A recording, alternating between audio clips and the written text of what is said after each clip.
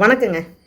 மேலே தெரிகிற இந்த ஃபோட்டோவில் இருக்கிற தம்பி நாய் காதலர்கள், அதே போல் வந்து தூய்மை பணியாளர்கள், அதுக்கப்புறம் வந்து தெருநாய் ஒரு பிரச்சனையில் மாட்டிக்கிச்சு அப்படிங்கிற மாதிரியான ஒரு விஷயம் பேசியிருந்தாங்க.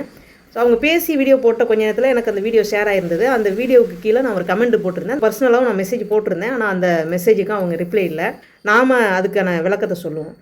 ஒரு நாய்க்குட்டி டிச்சுக்குள்ளே விழுந்துருச்சு, கால்னு கத்துது அப்படின்னா, அந்த தெருவில் யாருமே வந்து அதை காதில் கேட்டுக்கிட்டு அமைதியாக இருக்க மாட்டாங்க. யாராவது ஒருத்தர் இறங்கி வந்து அதுக்கு உதவணும் அப்படிங்கிற எண்ணத்தில் வந்து இருப்பாங்க. அந்த தெருவை சுற்றி இருக்கக்கூடிய மற்ற உயிர்களையும் மதிக்கணும் அப்படிங்கிற எண்ணத்திலேயே நிறைய உயிர்களுக்கு சேவகம் செய்கிறாங்க பாருங்கள். அவங்களுக்கு இந்த தகவல் போய் சேர்ந்துருந்தது உண்மையிலேயே அப்படின்னா, இறங்கி வந்து வேலை செஞ்சுருப்பாங்க. அந்த நாய்களுடைய உயிரை வந்து காப்பாற்றியிருப்பாங்க. ஆனால் இவங்களுடைய அழைப்பு ஆக்ட்ரஸ் அந்த மேல் மட்டத்தில் இருக்கக்கூடிய அவங்கள நோக்கியே இருந்ததா என்ன அப்படிங்கிறது நமக்கு தெரியலை.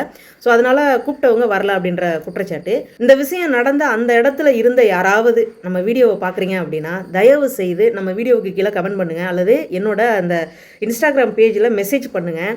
அந்த இடத்துல அவங்க யாருக்கு கால் பண்ணாங்க, யார் வர முடியாதுன்னு சொன்னாங்க, அந்த இடத்துல நடந்த உண்மையான சம்பவம் என்ன அப்படிங்கிறது நான் தெரிஞ்சுக்கணும்.